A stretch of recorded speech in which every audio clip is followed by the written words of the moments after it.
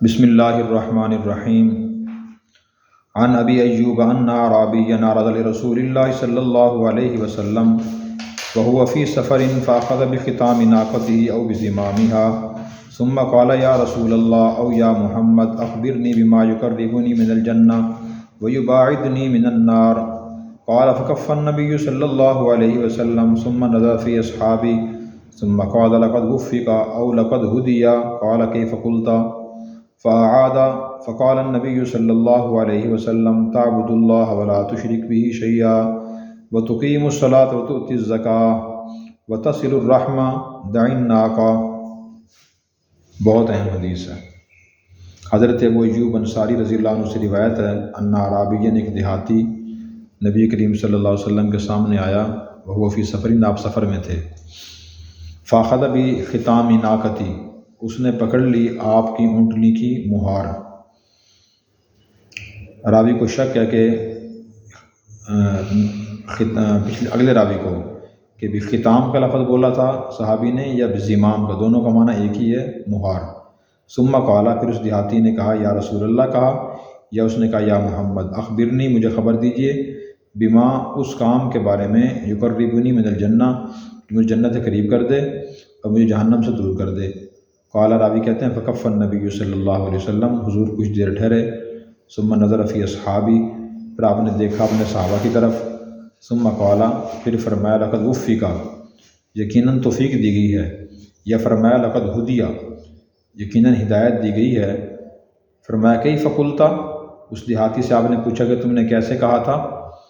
فعاد، اس نے اپنی بات دوبارہ دہرائی۔ کیا دہرائی؟ اخبرنی بما یقربنی من الجنہ ویباعدنی من النار، کہ یا رسول اللہ مجھے ان کاموں کی خبر دیجیے جو مجھے جنت سے قریب کر دیں، جہنم سے دور کر دیں۔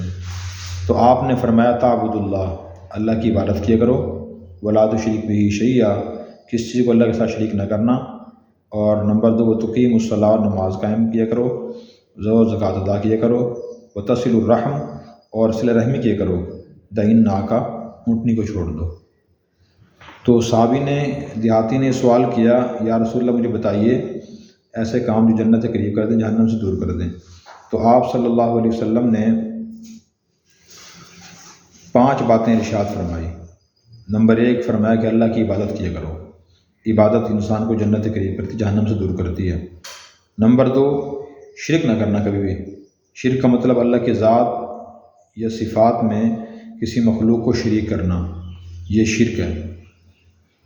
اور تیسری بات فرمائی کہ بھائی نماز قائم کیا کرو، یعنی پابندی سے نماز کی جو آداب ہیں ان کا خیال کرتے ہوئے نماز پڑھا کرو۔ اگلی بات فرمائی کہ زکوٰۃ دیا کرو۔ پھر فرمایا صلہ رحمی کیا کرو۔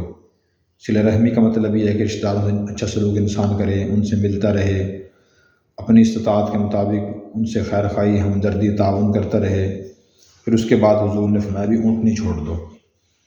تو اس حدیث میں ہمارے لیے پہلا سبق تو یہ ہے کہ نماز قائم کرنا، زکوٰۃ ادا کرنا، صلہ رحمی کرنا، یہ انسان کو جنت کے قریب کرتے ہیں اور جہنم سے دور کرتے ہیں۔ ہمیں اپنے ان کاموں کو اپنانا چاہیے اور غور کرنا چاہیے۔ میں قطع رحمی تو نہیں کرتا، حدیث میں آتا ہے جنت قاطع، رشتہ توڑنے والا جنت میں داخل نہیں ہوگا۔ تو عبادت بھی کریں، نماز بھی پڑھیں، زکوٰۃ بھی دیں، یا اگر فرض ہے تو شرک نہ کریں، اور صلہ رحمی کریں۔ تو ایک تو یہ حدیث کا مرکزی مفہوم ہے اور یہ اس کا متن ہے۔ دوسری بات اس حدیث کے بارے میں یہ ہے کہ ہمارے جو راویان حدیث سے بڑے محتاط تھے، حدیث روایت کرنے والے۔ دیکھو راوی کو شک ہو گیا کہ جی جو مجھ سے پہلے راوی ہیں حدیث کے، تو انہوں نے ختام کا لفظ بولا تھا یا زمام کا، دونوں کا معنی مہار ہے، لیکن ان کو شک تھا، شک کا اظہار کر دیا۔ نمبر 2 پچھلے راوی نے یا محمد کہا تھا یا رسول اللہ کہا، دونوں کا معنی ایک ہی ہے، لیکن شک کا اظہار، جہاں شک تھا اس میں اظہار کر دیا، یقین سے بات نہیں کہی۔ تیسری بات کہ حضور نے لقد وفق کا فرمایا تھا یا لقد ہدی فرمایا تھا، دونوں کا معنی قریب قریب ہی ہے، لیکن راوی نے اتنی احتیاط کی کہ اس کا اظہار کر دیا۔ تو ہمارے پاس جو ذخیرہ حدیث محفوظ ہے یہ بالکل باعتماد طریقے سے ہم تک پہنچا ہے۔ یہ ہمیں راوی کا یہ شک بتاتا ہے کہ اس نے جیسے سنا اور جو شک تھا اس شک سے بیان کیا، جس بات کا یقین تھا اسے یقین سے بیان کیا۔ اور اگلا سبق اس حدیث سے ہمارے لیے یہ ہے کہ نبی کریم صلی اللہ علیہ وسلم بڑے شفیق تھے، بڑے مہربان تھے۔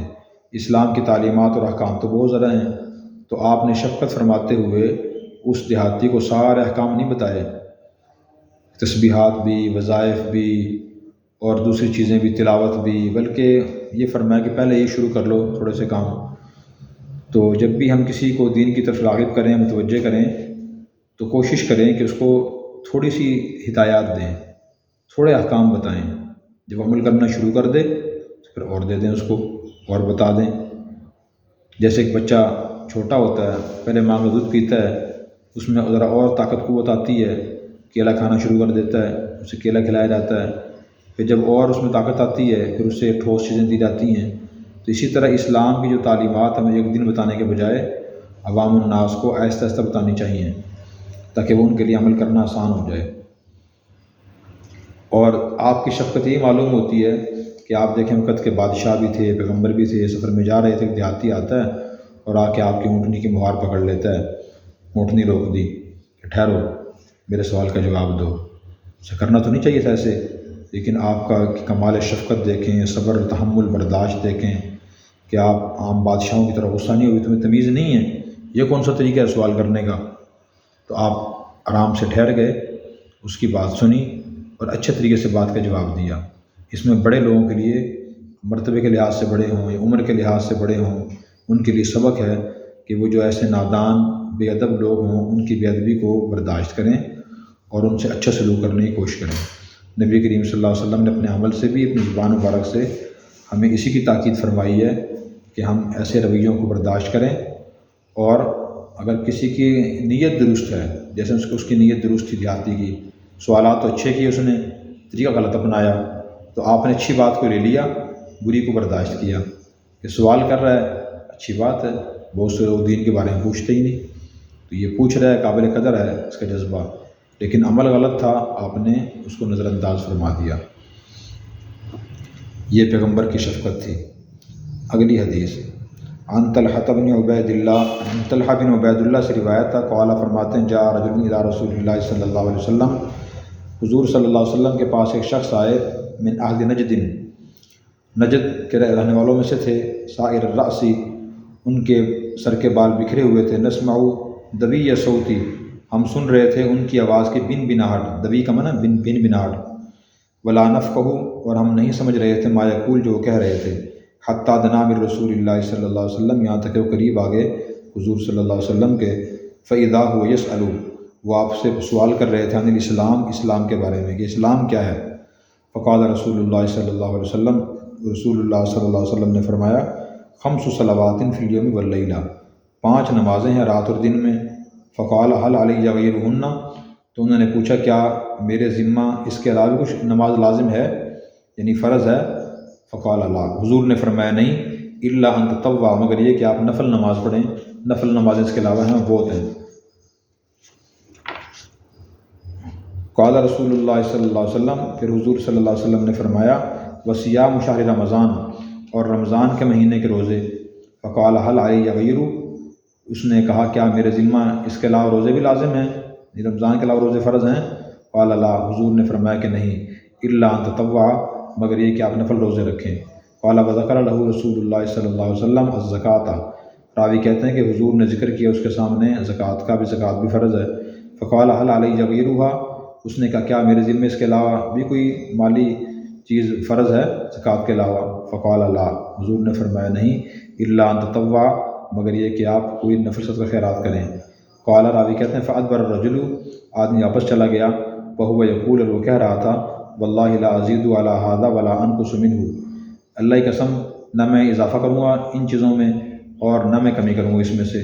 فقال افلح الرجل ان صدقہ، حضور نے فرمایا کہ آدمی کامیاب ہوگا اگر اس نے سچ کہا ہے۔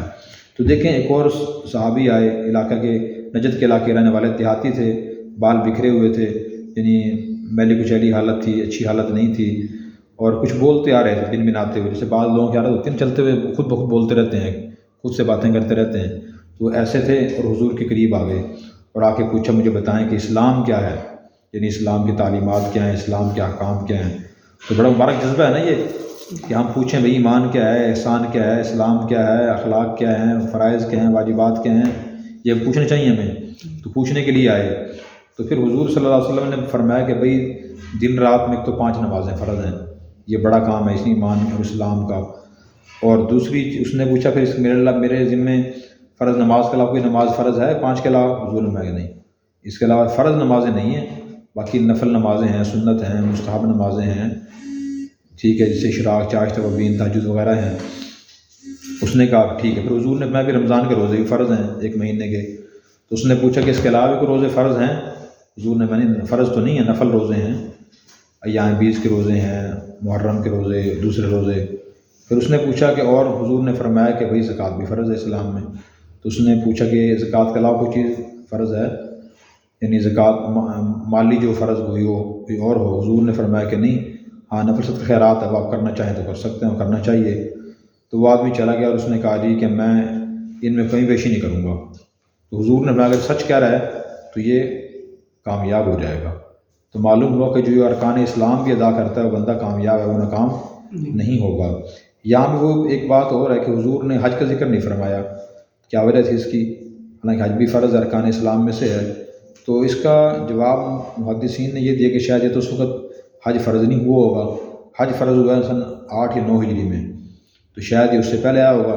تو جو فرائض اس سے ارکان اسلام اس سے پہلے نازل ہو گئے تھے تو ان کو حضور نے بتا دیا، جو نازل نہیں ہوئے تو نہیں بتایا۔ اور بعض نے فرمایا کہ یہ بھی ہو سکتا ہے کہ بعد کسی راوی نے حج کو چھوڑ دیا ہو، جیسے آپ اس وقت سناتے ہیں نا طلباء، تو بعض طلباء سب پورا سنا رہتے ہیں اور بعض کچھ چیزیں چھوڑ دیتے ہیں، تو یہ بھی ہو سکتا ہے کہ اس راوی نے چھوڑ دیا ہو۔ تو بہرحال حضور نے یہ فرمایا کہ اگر یہ آدمی سچا ہے، کہیں بیشی نہیں کرے گا ان چیزوں میں، تو یہ کامیاب ہو جائے گا۔ تو ہمیں بھی چاہیے کہ ہم دین میں کہیں بیشی نہ کریں، نہ اپنی طرف سے کسی کو اضافہ کریں، جو چیز فرض ہے اس کو فرض کہہ دیں، نہ کمی کریں کہ فرض کا انکار کر دیں، ایسا بھی نہیں کرنا چاہیے۔ اور نمبر 3، ہمیں اسلام کے بارے میں تحقیق کرنی چاہیے۔ لوگ فضول سوالات پوچھتے رہتے ہیں، فضول قسم کے۔ بھئی علماء سے آپ اور مفتیان کرام سے اہم سوالات پوچھیں، اہم سوالات ہی بہت زیادہ ہوتے ہیں۔ کون سے اہم سوالات ہیں؟ میں نے بھی بتایا آپ کو کہ جی اخلاقیات کون کون سے ہیں اسلام میں، اولاد کے حقوق کے ہیں، بیوی کے حقوق کے ہیں، شوہر کے حقوق کے ہیں، کاروبار کرنے کے اسلامی کیا طریقہ ہے، زراعت کا کیا طریقہ ہے، تعلقات آپس میں کیسے ہونے چاہیے، تعلقات خراب ہیں وہ ٹھیک کیسے ہوں گے، اسلام کیا کہتا ہے اس کے بارے میں۔ بہت سے اچھے سوالات ہیں، یہ ہمیں کرنے چاہیے۔ اللہ تعالیٰ ہمیں عمل کرنے کی توفیق عطا فرمائے۔